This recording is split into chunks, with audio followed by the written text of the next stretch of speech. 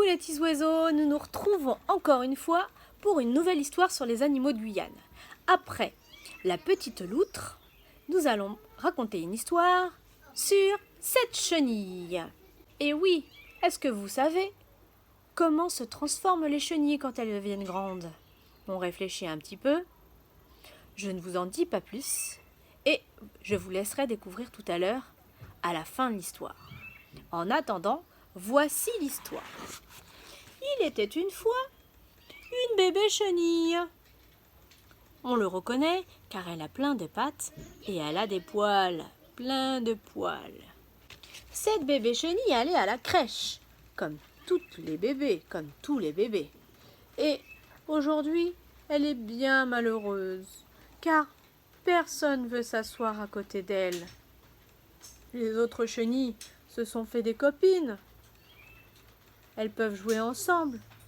Mais notre bébé chenille est toute triste. Parce que personne ne veut être à côté d'elle. Et vous savez pourquoi? Est-ce que vous savez pourquoi? Parce que pourtant elle n'est pas si moche comme chenille. Pourtant, elle n'est pas si méchante. Mais elle sent très mauvais.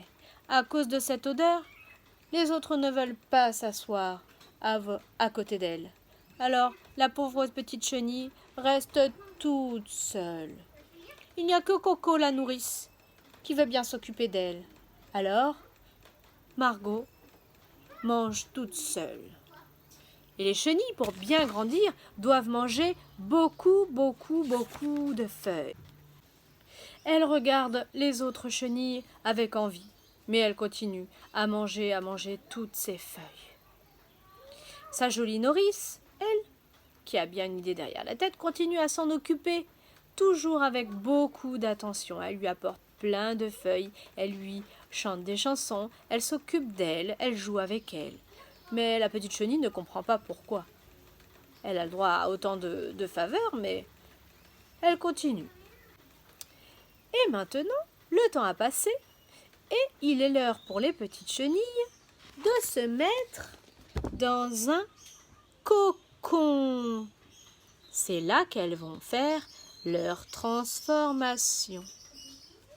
Nos gentilles nourrices attendent avec impatience leurs jolis papillons et sont bien curieuses de savoir comment nos petites chenilles vont se transformer. Eh bien, notre petite chenille qui ne sentait pas bon, regardez ce qui sort de son cocon.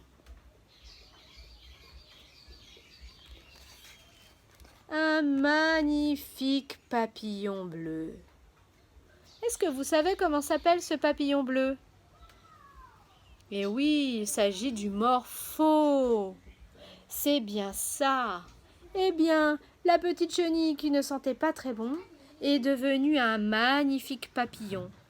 Et ces chenilles qui ne voulaient pas être avec elle la regardent à présent avec envie. Oh, le beau papillon! Et notre beau papillon s'en va fièrement.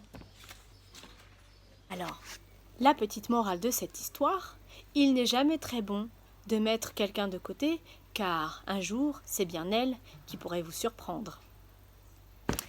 Et voilà la fin de l'histoire. À bientôt!